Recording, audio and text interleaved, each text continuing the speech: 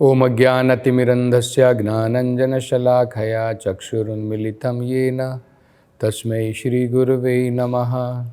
नमो ओम विष्णुपदाय कृष्णप्रेष्ठाय भूतले श्रीमते भक्तिवेदान्तस्वामिन् इति नामिने। नमस्ते सरस्वती देवे गौरवाणी प्रचारिणे निर्विशेषशून्यवादी पाश्चात्यदेशतारिणे। जय श्री कृष्ण चैतन्य प्रभु नित्यानंदा श्री अद्वैत गदाधर श्रीवासदि गौरभक्तवृंदा। हरे कृष्णा कृष्ण कृष्णा हरे हरे, हरे राम राम राम हरे हरे। हरे कृष्ण। तो पिछली कथा में हम चर्चा कर रहे थे भगवान शिव जो हैं, भगवान के एक विशेष रूप काल रूप के बारे में वर्णन कर रहे थे। किस प्रकार काल का सबसे महत्वपूर्ण लक्षण ये होता है कि वो हर एक चीज को नष्ट कर देता है।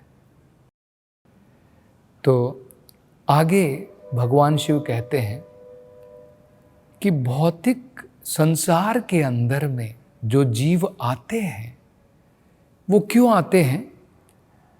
वो इस संसार के अंदर में भोग वासनाओं के साथ में आते हैं। तो इसके बारे में हमने पहले भी चर्चा की थी।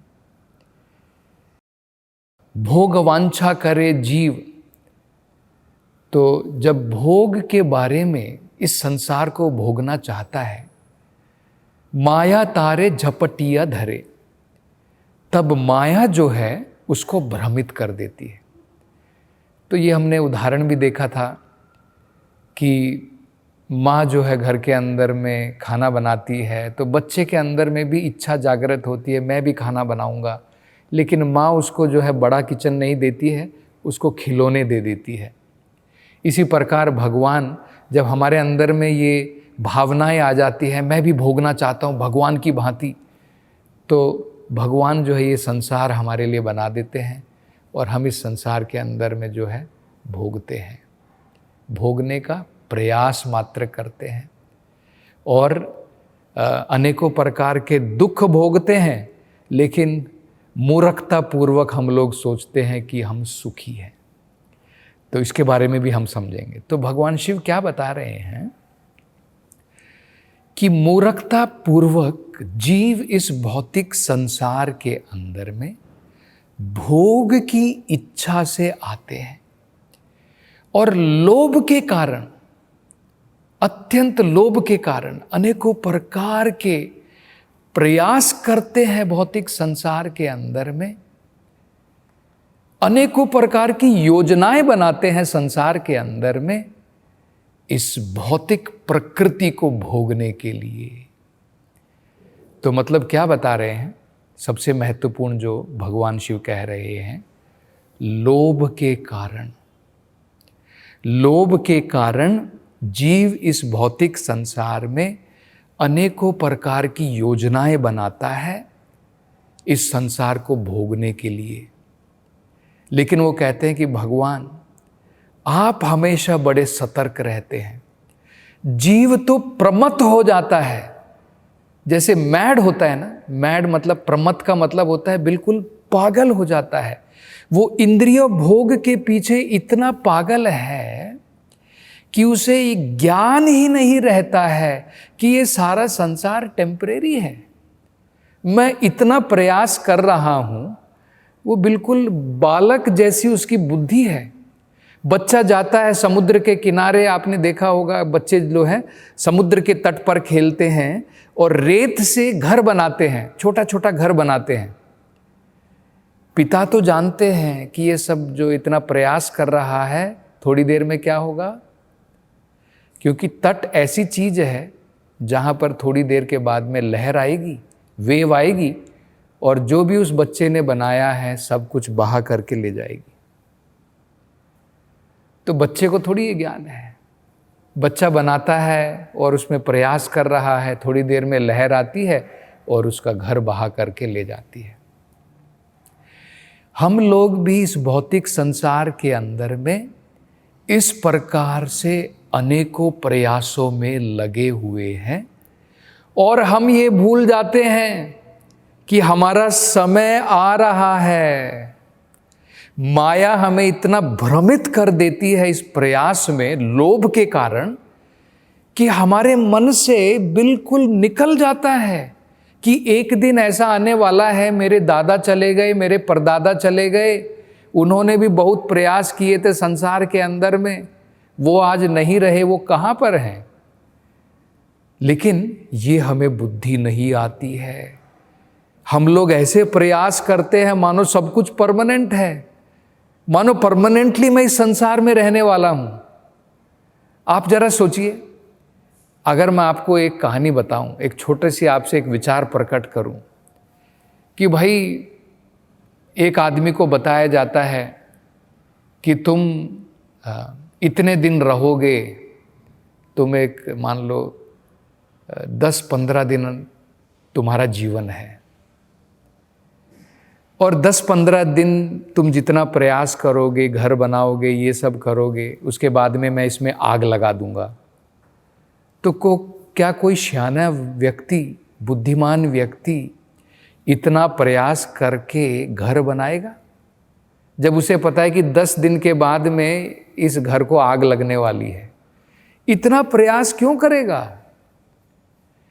ठीक इसी प्रकार से हम इतने मूर्ख हैं, माया का जाल इतना बड़ा है हमारे ऊपर कि हमको अकल नहीं आती है कि भाई मैक्सिमम बोले तो कलयुग के अंदर में 100 साल मैक्सिमम व्यक्ति जीता है। अन्यथा जैसे जैसे समय बढ़ रहा है, हम तो देखते हैं 30 साल की उम्र में, 40 साल की उम्र में व्यक्ति जो है हार्ट अटैक आ गया, एक्सीडेंट हो गया, अनेकों प्रकार की बीमारियां आ गई, व्यक्ति जो है प्राण त्याग देता है। तो इतने एक छोटे से जीवन के अंदर में हम इतने घोर प्रयास करके बड़ी बड़ी योजनाएं बनाते हैं, इतनी सारी योजना, इतनी सारी प्लानिंग करते हैं। तो भगवान शिव कह रहे हैं कि लोग तो प्लानिंग करते हैं, ग्रीड, अपने लोभ के कारण अनेकों चीज जो है संसार में योजना बना करके प्रकट करते हैं, बड़ी सभ्यता बनाते हैं। कितनी सारी सभ्यताएं हमने देखी हैं, लेकिन कहते हैं, शिव जी कह रहे हैं, भगवान आप हमेशा सतर्क हैं, आप अलर्ट हैं। बड़ी बड़ी सभ्यता बना देते हैं, लेकिन व्यक्ति जो है थोड़े समय के बाद में काल के रूप में भगवान सब कुछ नष्ट कर देता है। कहाँ है बड़ी जो है सभ्यताएं? आप सोचिए, अंग्रेजों के बारे में कहा जाता था, ब्रिटिश साम्राज्य, उनके राज्य के बारे में आप नेपोलियन के राज्य को देखिए, और इनका तो हम देखते हैं अंग्रेजों का राज कहाँ कहाँ पर नहीं था, सब जगह पर उन्होंने अपना साम्राज्य फैला लिया था। आज जो पाकिस्तान है, श्रीलंका है, प्रैक्टिकली सारे देश में उनका साम्राज्य था।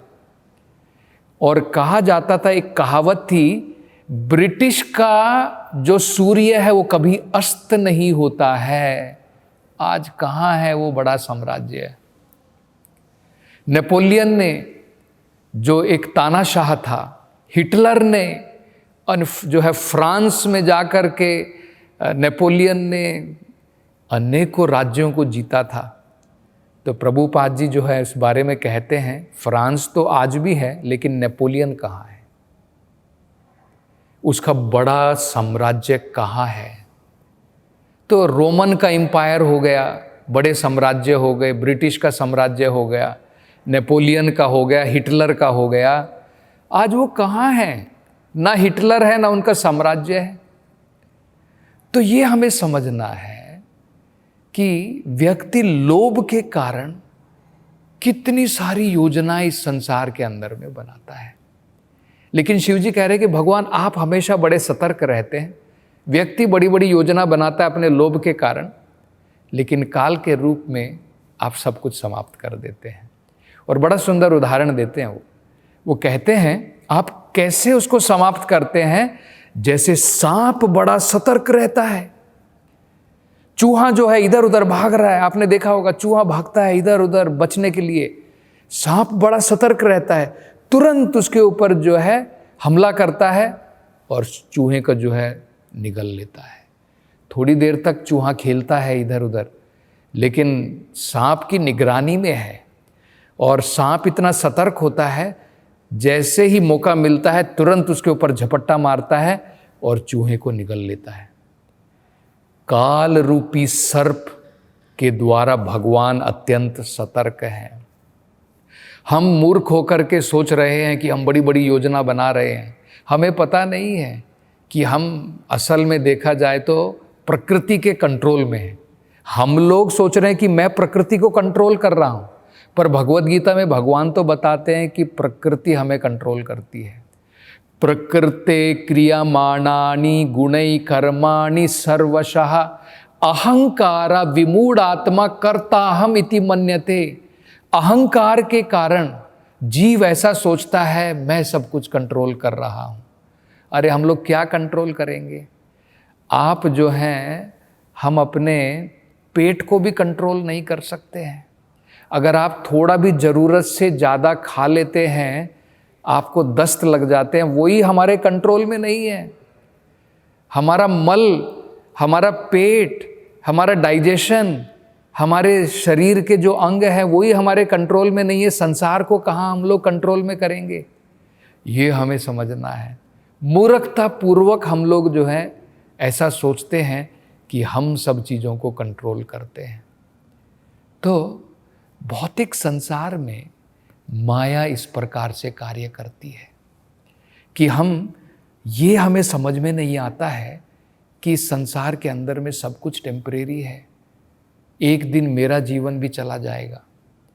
ये उदाहरण दिया जाता है, आपने कभी ये देखा होगा, कसाई घर के अंदर में अगर आप एक कसाई घर में जाते हैं, बुचर हाउस में जाते हैं, तो वहाँ पर बहुत सारे जानवरों को बांधा जाता है। मान लीजिए वहाँ पर एक 10 बकरियों को बांधा हुआ है। तो एक कस्टमर आता है, एक ग्राहक आता है और उसे जो है मांस चाहिए। तो कसाई क्या करता है, जाकर के देखता है कि भाई किस बकरी को पकड़ूं। एक बकरी को पकड़ करके लेकर के आता है और बाकी बकरियां जो हैं उनको वो घास डाल देता है, हरी घास देता है और सारी बकरी जो है सब मग्न है, सब आराम से खाने में लगी है। उन जानवरों को ये ज्ञान नहीं है, उनको ये ज्ञान नहीं है कि ग्राहक आया है, एक ग्राहक आया है। जिस बकरी को खींच के ले जाता है वो तो चिल्लाती है, बाकी सारी बकरियां जो हैं भोजन में, उस हरी घास को खाने में मग्न हैं। और वो विचार कर रहे हैं कि वाह आज तो बड़ा मज़ा आ गया, आज तो बड़ी बढ़िया हरी घास जो है मुझे प्राप्त हुई है। ये कसाई जो है इतना बढ़िया आदमी है, आज बड़ी स्वादिष्ट हरी घास हमें प्रदान की है। उनको ये सोच नहीं है कि अभी एक ग्राहक आया था और मेरे जो पास में जो बकरी बंधी हुई थी उसको ले जाया गया है, उसकी गर्दन काटी जा रही है, अगला ग्राहक आएगा, मेरा नंबर भी आ सकता है। उनको ये ज्ञान नहीं है। क्या हम बिल्कुल उसी भांति नहीं हो गए हैं? हम संसार के अंदर में देख रहे हैं, मेरा भाई था, मेरा कोई फ्रेंड था, ये था, वो था, सब धीरे धीरे जो है अनेकों प्रकार की बड़ी बड़ी प्लानिंग कर रहे थे, सब चल बसे हैं। क्या मेरा नंबर नहीं आएगा? और हम लोग जो है परमानेंट की भांति संसार में अनेकों प्रकार की योजनाएं बना रहे, प्रयास करने में लगे हैं। तो क्या हमें इस प्रकार का अत्यधिक प्रयास करना चाहिए, जिस प्रयास के बाद में फाइनली सब कुछ जीरो होने वाला है? उसके लिए क्या हमें अपना सारा जीवन लगा देना चाहिए? फिर हमारे में और जानवर में फ़र्क क्या हो जाएगा? आप सोचिए इसके बारे में। आपने जैसे मैंने उदाहरण दिया, कसाई घर में इतनी सारी बकरियां बंधी हैं। क्या मान लीजिए एक व्यक्ति है, हम लोग 10 ग्रुप में 10 मित्र लोग हैं, कुछ फैमिली के लोग हैं, हम सबको पकड़ करके जो है एक डाकू आता है, डाका डाल करके हम सबको बंदी बना लेता है। और बंदी बनाने के बाद में एक एक करके पहले एक व्यक्ति को लेकर के जाता है, उसके गले के ऊपर चाकू लगा करके वो कहता है बाकी लोगों से, मैं इसकी गर्दन काट देता हूँ, तुम्हारा नंबर भी धीरे धीरे आने वाला है, तब तक मैं तुम्हें कुछ खाने के लिए देता हूँ, तब तक तुम इंजॉय करो, भोगो। रसगुल्ला देता हूँ, रसगुल्ले खाओ आराम से। तो क्या हम देख सकते हैं कि हमारा जो संबंधी है, हमारा जो एक मित्र है, उसकी गर्दन काटी जा रही है और हमको जो है उसने कुछ टेम्परेरी के लिए कि भाई तुम मौज कर लो, इंजॉय कर लो, खा लो जो मैं दे रहा हूँ, क्या वो रसगुल्ला हमारे गले के अंदर में उतरेगा? जब हम देख रहे हैं कि भाई एक आदमी की गर्दन काटी जा रही है, मेरा नंबर भी आने वाला है, पहले एक की गर्दन काट रहा है, बाद में एक को और पकड़ के लेके जाएगा, उसकी गर्दन भी काटेगा, तो क्या वो रसगुल्ला, वो भोजन हमारे गले से उतरेगा? तो ये हमें समझना है। मनुष्य जीवन में हमें ये बुद्धि होनी चाहिए। तो ये जो है काल का प्रभाव बता रहे हैं कि मूर्ख व्यक्ति जो है भगवान के हाथ को नहीं देख सकता है, लेकिन बुद्धिमान व्यक्ति काल के रूप में समझ जाता है। इसलिए इससे पहले कि काल आए वो भगवान की शरण में जाता है, भगवान के सौम्य रूप के दर्शन करता है, उनकी भक्ति करता है और उसके द्वारा काल के प्रभाव से मुक्त हो जाता है। तो और आगे भगवान शिव जो है क्या प्रार्थना करते हैं, उसकी चर्चा हम अगली कथा में करेंगे। हरे कृष्णा।